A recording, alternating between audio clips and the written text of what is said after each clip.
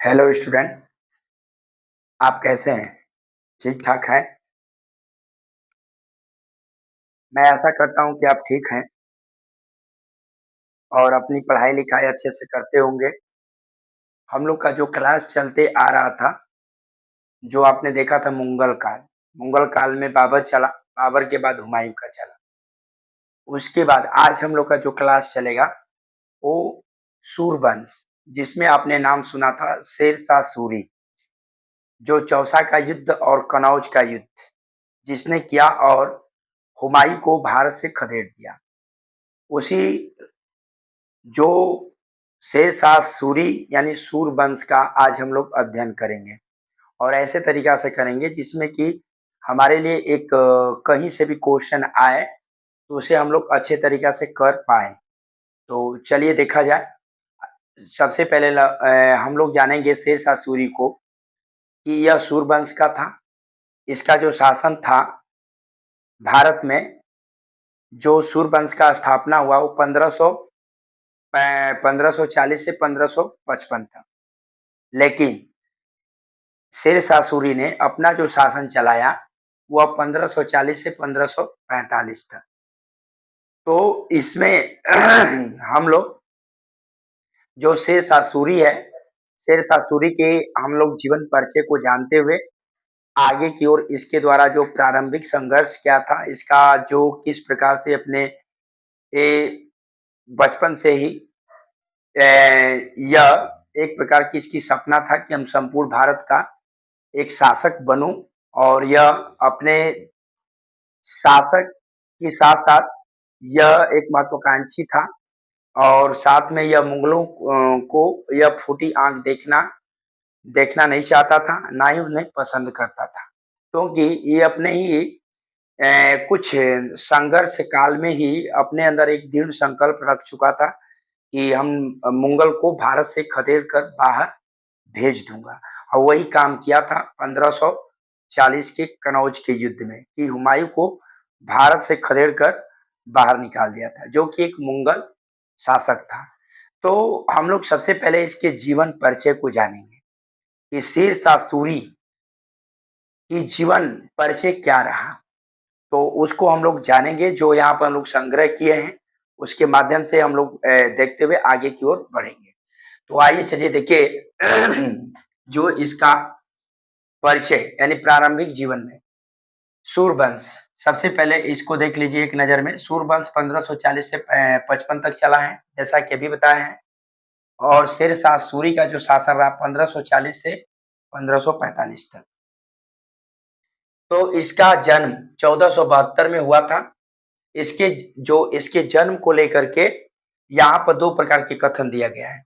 एक वो 1472, इसके बारे में प्रोफेसर परमात्मा सर बताते हैं कि जो जो शेरशाह था, यानी इसका बचपन का नाम, शेरशाह का बचपन का नाम था फरीद खां, यानी फरीद खां का जन्म 1472 में हुआ था, ये परमात्मा सर ने बताया। और 1486 में एक इतिहासकार कानुंगो ने बताया कि फरीद खां का जन्म 1486 में हुआ। इस तरह से यहाँ पर 2 कथन मिलता है और यहाँ पर आपको टेंशन लेने की ज़रूरत नहीं है, क्योंकि इसके जन्म से कोई भी क्वेश्चन आपके परीक्षा में आएगा नहीं। एक आपको नॉलेज के लिए यहाँ पर बताया गया है।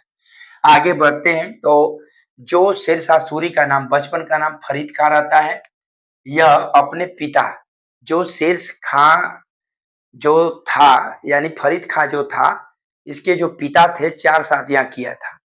इनके पिता जो शेरशाह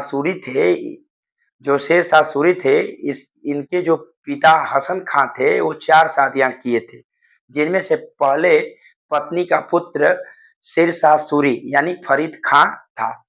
तो इस प्रकार से यहाँ पर जो इसका बचपन का नाम फरीद खां था, यह अपने पिता के पहली पत्नी का क्या था, पुत्र था। इसके जो पिता थे हसन खां थे, सासाराम का एक जमींदार थे। इसके पिता सासाराम का एक जमींदार थे। इसके पिता का नाम था हसन खां। इसके पिता 4 शादियाँ किए थे, जिसमें 8 लड़के थे और 8 लड़कों में से सबसे बड़ा फरीद खां यानी शेरशाह सूरी था।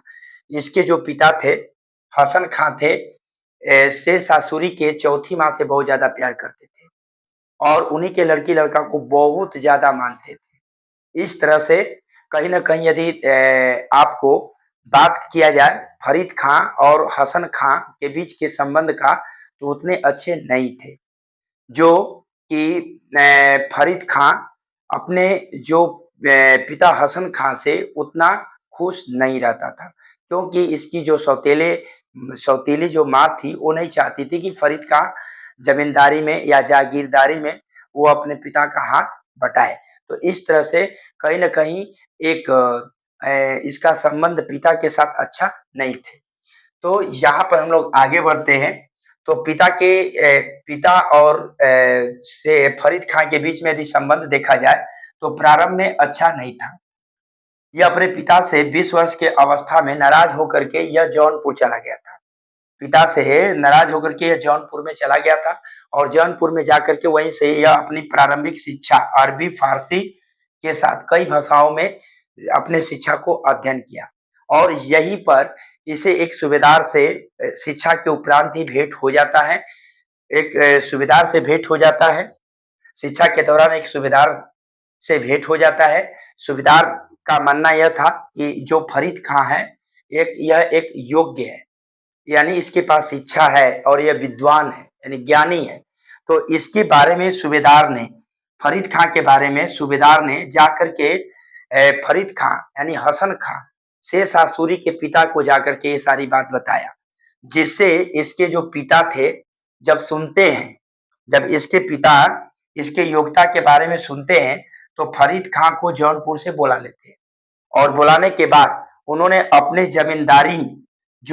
जमींदारी अपना जो चला रहे थे, वह जमींदारी जो सासाराम का थी, उसे फरीद खां को दे दिए कि अब तुम इस जागीरदारी को चलाओ।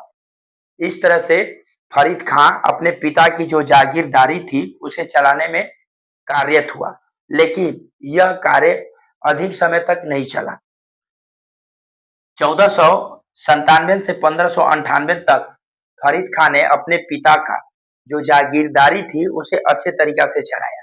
लेकिन उसके बाद हुआ क्या कि इसकी जो सौतेली माँ थी और सौतेले जो भाई थे, जो इसके पिता चौथी औरत से ज़्यादा लगाव रखते थे, प्रेम करते थे, वो सौतेली माँ और उनके लड़का फरीद खां के खिलाफ उसके मन में जहर लगी बोलने, जिसके कारण यहाँ पर पिता पिता जो हसन खां थे और फरीद खां के बीच में एक मुटाव हो गया, जिसके कारण यहीं से फरीद खां नाराज हो जाता है और नाराज हो जाने के बाद यह पुनः इसके पिता इसके पिता और फरीद खां के बीच में जो संबंध था, वह संबंध किसी न किसी तरह से एक अब बुरा असर पड़ने लगा। तो यहीं से फरीद खां नाराज होकर के यह दक्षिण बिहार चला जाता है और दक्षिण बिहार जाने के बाद यह एक दक्षिण बिहार के सूबेदार के पास यह चला जाता है और वहीं पर एक नौकरी करता है। दक्षिण बिहार के जो सूबेदार थे, उनके पास यह फरीद खां जाता है और वहीं पे क्या करने लगता है, नौकरी करने लगता है, जिसका नाम रहता है बहार खां लोहानी। बहार खां लोहानी ने जो फरीद खां को जब फरीद खां बहार खां लोहानी यानी ये सूबेदार के पास आता है और यहीं पर वह जब नौकरी करता है, तो इसी उपरांत नौकरी के ही उपरांत बहार खां लोहानी ने फरीद खां को शेर खां की उपाधि दी थी। यहाँ पर हुआ क्या था कि जब फरीद खां जब यहाँ पर बहार खां लोहानी के पास आया, तो नौकरी के उपरांत ही यहाँ पर एक कहानी मिलती है कि फरीद खां अपने नौकरी के उपरांत एक शेर की हत्या किया था। अब वो शेर की हत्या की बात दो तरह से सामने आती है। एक कि वह निहत्थे था और शेर को मार डाला, यानी फरीद खां एक निहत्था था और शेर आ जाता है और वो शेर को यह निहत्थे हाथों उस शेर को मार देता है। और एक कहानी ये यहाँ से मिलती है कि शेर जो फरीद खां था, उस शेर की हत्या एक तलवार में की। तो इस प्रकार से दो बातें यहाँ पर मिलती है। तो यहाँ पर इस उपरांत, इस घटना के उपरांत जब पता चलता है बहार खां लोहानी को, इसी का नाम पड़ता है जो मोहम्मद शाह। तो यहाँ पर जो बहार खां लोहानी था, यहीं पर खुश होकर के फरीद खां पर उसको एक उपाधि का नाम दिया, शेर खां की उपाधि। अब इसके बाद जब यहाँ पर जब बहार खां लोहानी ने इसको शेर खां की उपाधि यहीं से देता है, उसके बाद होता क्या चीज है, बहार खां अपना कुछ वर्षों के बाद कुछ वर्षों के बाद अब हुआ क्या कि अब धीरे धीरे फरीद खां था, जिसका नाम अब हो गया शेर खां, वो शेर खां और बहार खां लोहानी के बीच में अब संबंध बहुत ज्यादा गहरा होने लगा, क्योंकि बहार जो खां जो बहार खां लोहानी था, वह अपना एक संरक्षक के रूप में शेर खां को समझने लगा। इसलिए वह हमेशा अपने साथ शेर खां को रखने लगा, जिसके कारण संबंध अब गहरे बनने लगे। तो कुछ समय के बाद घटना क्या यहाँ पर होता है कि जो बहार खां था, वह कुछ वर्षों के बाद अपना नाम ये बदल देता है। यह बहार खां अपना नाम बदलकर मोहम्मद शाह रख लेता है, और मोहम्मद शाह नाम रख करके और स्वयं को अपना स्वतंत्र शासक घोषित अपने आप को कर लेता है। और यहीं पर होता क्या चीज है कि एक घटना घटता है कि जो बहार खां लोहानी के जितने भी मंत्री थे, जितने भी दरबारियां थे, जितने भी दरबार में रहने वाले थे, उन्होंने शेर खां के खिलाफ जहर बोने का काम किया। किसके माइंड में? मोहम्मद शाह, यानी बहार खां लोहानी के विचार में एक जहर बोने का काम किया कि यहाँ पर शेर खां का जो इरादा है वह अधिक महत्वाकांक्षी नजर में आता है। वह आपके राजपाट को हड़पना चाहता है और आपको मारने का एक षड्यंत्र रच रहा है। ऐसे गलत बातों तो करता क्या चीज है, यहाँ पर बहार खां जो अपना नाम बदलकर मोहम्मद शाह के नाम से यह स्वयं को स्वतंत्र एक शासक के रूप में घोषित अपने आप को कर देता है। तो यही पे घटना घटती है कि इसके जितने भी मंत्री रहते हैं और दरबारी होते हैं, वो कहीं ना कहीं ये बातों को समझ चुके थे कि बहार खां लोहानी यानी मोहम्मद शाह और शेर खां है, दोनों के बीच में एक जो संबंध है बहुत गाढ़ा बन चुका है। तो इसको किस प्रकार से तोड़ा जाए, तो इसके लिए वो करते क्या चीज है कि मोहम्मद शाह के विचार में जहर बोने का काम दरबारियों ने किया कि आप जिस शेर खां पर भरोसा करते हो, वह आपके जो प्रशासन है, उसे जड़ से उखाड़ना चाहता है और आपको मारना चाहता है। जब ऐसी गलत भावना आ जाती है मोहम्मद शाह के विचार में, तो इसकी भनक लग जाती है शेर खां को, और शेर खां क्या करते हैं, वहीं से भाग निकलता है और वह भाग करके आता है भारत में, मुगलों के पास।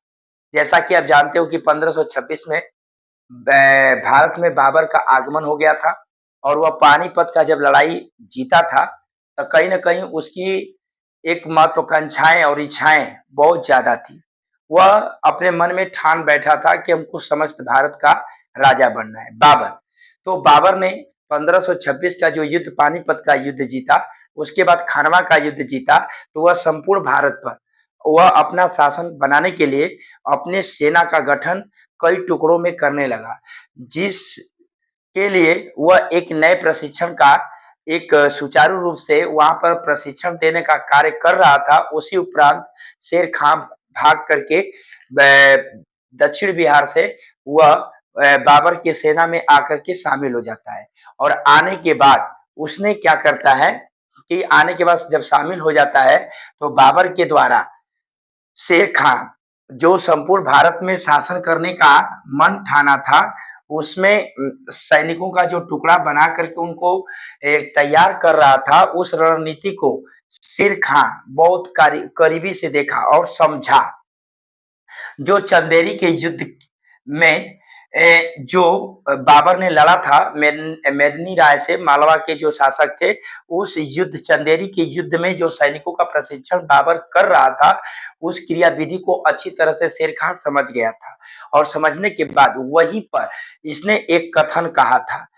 वह कथन क्या कहा था कि अगर भाग्य ने मेरी सहायता की और सौभाग्य ने मेरा मित्र रहा, तो मैं मुगलों को सरलता से हिंदुस्तान से बाहर निकाल दूंगा। क्योंकि अब पूर्ण रूप से मुगलों की जो बाबर सैनिकों को प्रशिक्षण देने का कार्य कर रहा था, उस नीतियों को ये समझ चुका था। और एक बात और कहा कि अर्थात मुगल उतना शक्तिशाली नहीं है जितना वह दिखते हैं, यानी दिखने में जितना शक्तिशाली दिखते हैं, देखने में जितना शक्तिशाली लगते हैं, उतना वो शक्तिशाली है नहीं। उसके बाद क्या करता है कि चंदेरी के युद्ध के बाद यह शेर खां फिर भाग करके जाता है दक्षिण बिहार, जहां से एक आया था, यानी मोहम्मद शाह के पास जाता है। और जैसे शेर खां पुनः मोहम्मद शाह के पास गया, यानी जाता है, तो मोहम्मद शाह, तब तक मोहम्मद शाह सारी बातों को समझ चुका था कि हमारे दरबारियों का जो सूबेदार थे, मंत्री थे, उनका एक मनगढ़ंत कहानी था। जैसे ही शेर खां जाता है और मोहम्मद शाह उसे अपने दरबार में रख लेता है, और रखने के बाद वह अपने पुत्र जलाल खां का संरक्षक उसे बना देता है। इससे पहले भी संरक्षक था, अभी भी उसको संरक्षक बनाया गया। लेकिन एक घटना घटती है कि मोहम्मद शाह की मृत्यु हो जाती है। जब मोहम्मद शाह की मृत्यु हो जाती है, तो इससे शेर खां को एक बड़ा अवसर मिल जाता है। क्योंकि जो दक्षिण बिहार का शासक मोहम्मद शाह था, अब तो रहा नहीं। अब इसकी जो सत्ता जो थी मोहम्मद शाह का, वह आ गया शेर खां के हाथों में आ गया। यानी साम्राज्य पर अपना अधिकार जो करने की जो अवसर एक प्राप्त हुआ शेर खां को, वह एक इसके लिए एक गिफ्ट था, एक उपहार था, जिससे कि यह शेर खां का एक नया रूप आया शासक के रूप में। तो यहीं पर एक करता क्या चीज है कि मोहम्मद शाह की विधवा जो दूदू बेगम थी, उसे शादी भी कर लिया। अब इसकी शादी, जब यह दूदू बेगम से शादी करता है, तो इसके दरबारी जितने भी थे, वे इससे नाराज हो गए और ये लगे सोचने कि ये तो पहले संरक्षक था, आज तो दक्षिण बिहार का यह शासक बन गया। तो उन लोगों को यह एक प्रकार से उतने जो उसके जो दरबारी थे मोहम्मद शाह के, वो इस बात से नाराज थे, किस पर, शेर खां पर, कि ऐसा इसे क्यों और कैसे इसे ऐसी सत्ता प्राप्त हो। इस तरह से वहां पर एक मनमुटाव पैदा हो गया। लेकिन इसने क्या किया कि जब दूदू बेगम से शादी कर लिया, तो अब उस क्षेत्र का, साम्राज्य के लिए एक शासक का वास्तविक मालिक बन चुका। कौन? शेर खां।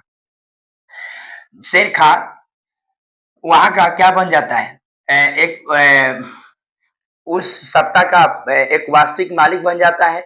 लेकिन दरबारी इससे क्या रहते हैं, खुश नहीं रहते हैं। उसी समय होता क्या चीज है कि यह उस सत्ता पर अपना पूर्णतः प्रभाव जमा लेता है, और जमा लेने के बाद जैसे ही वहां पर जलाल खां था, जो जलाल खां था, जिसका यह शेर खां संरक्षक हुआ करता था, वह ये बातों को जलाल खां समझ चुका था। इसलिए कुछ सूबेदारों को अपने साथ लेकर के, यानी सरदारों को अपने साथ लेकर के पश्चिम बंगाल, यानी बंगाल की तरफ भाग गया। और जब ये भाग गया, तो और इसके लिए जो गद्दी थी दक्षिण बिहार का, वह एकदम खुला, इसको चुनौती मिल गया। अब उस गद्दी पर बैठने वाला कोई नहीं था, सिर्फ शेर खां के अलावे। शेर खां ने वहां पर अब उस सत्ता का वास्तविक मालिक बन गया, और वहीं पर यह हजरत हजरत ए आला का उपाधि धारण करता है शेर खां। उसके बाद एक घटना घटती है 1530 में, जो 1530 में जो अवध में चुनार का किला था, चुनार का किला था, इस किले का मालिक ताज खां थे। यानी अवध में जो चुनार का किला था, उस किलेदार का मालिक ताज खां थे। लेकिन 1530 में ये ताज खां की मृत्यु हो जाती है। जब ताज खां की मृत्यु हो जाती है, तो इनकी जो विधवा जो औरत होती है, लाड मालिका से यहाँ पर शेर खां ने विवाह कर लेता है। जैसे दक्षिण बिहार में दूदू बेगम से किया, यानी दूदू बेगम से यह विवाह करके दक्षिण बिहार के जो क्षेत्र थे उसका एक शासक बन गया। उसी प्रकार से यह चुनार के शासक जो ताज खां थे, इनकी पत्नी जो लाड मालिका थी, उससे यह दूसरी विधवा से यह शादी करता है और चुनार किला का यह अधिकारी या उसका शासक बन जाता है। चुनार किला पर यह इस तरह से अपना क्या कर लेता है, अधिकार बना लेता है। तो इस तरह से शेर खां कैसे एक शासक के रूप में उभरता है, यहाँ पर हम लोग इसके पृष्ठभूमि जीवन परिचय के माध्यम से देखा। अब यहाँ पर आगे की ओर, इससे आगे की ओर हम लोग ये देखेंगे कि अब शेर खां किस प्रकार से अब तो 2 शादियां करके या 2 राज्यों को अपने शासक के रूप में धारण कर लिया। लेकिन अब इसके आगे क्या अपना नीति बनाता है और यह क्या, ये जो कथन कहा था कि यदि मेरी भाग्य ने सहायता कर दे और सौभाग्य ने मित्र बन जाए तो मैं मुगलों को हिंदुस्तान से बाहर निकाल दूंगा। तो क्या इस पर इसकी एक रणनीति बनी? अब इससे आगे हम लोग देखेंगे। अब तक जो हमने देखा इससे पता तो ये चल गया कि अब शेर खां जो पहले दर-दर का ठोकर खा रहा था, जिसको पिता का प्यार नहीं मिला था, उसने अपने बल बुद्धि और अपने चतुराई के बल पर अब वह दक्षिण बिहार और चुनार का शासक बन चुका था और वह अपने बुद्धियों का प्रयोग करके, जिसमें यह 2 विधवा से शादी किया था। तो अब इसके आगे का हम साम्राज्य विस्तार के बारे में अर्थात युद्ध नीति को देखेंगे और अच्छी तरह से हम लोग देखेंगे। तो यहाँ पर हम आपसे कहते हैं कि जो ये आपका इतने दिन अवकाश रहा, क्लास नहीं जा रहा था, इसके लिए असुविधा के लिए मुझे खेद है। लेकिन आपके आपके क्लास से जितने भी लड़का-लड़की इस क्लास को देखते हैं, उनसे मेरा कहना है कि लाइक, सब्सक्राइब, शेयर करना ना भूलें और आप लोग जितने भी देखते हो, उन छात्रों में से केवल 1 दिन में 5 सब्सक्राइबर को आपको बढ़ाना है। ये मेरे द्वारा दिया गया आपका एक दृढ़ संकल्प है। उसके बाद हम लोग का ये जो क्लास है अब इतने जो अवकाश नहीं रहेगा, रेगुलर रहेगा, कोशिश रहेगी। तो यहीं से हम लोग समाप्त करते हैं। अब आगे इसके साम्राज्य विस्तार और युद्ध नीति को देखेंगे। क्या अपनी कथन को हकीकत बनाता है या फेल हो जाता है, इस चीज को हम लोग देखेंगे। तो धन्यवाद।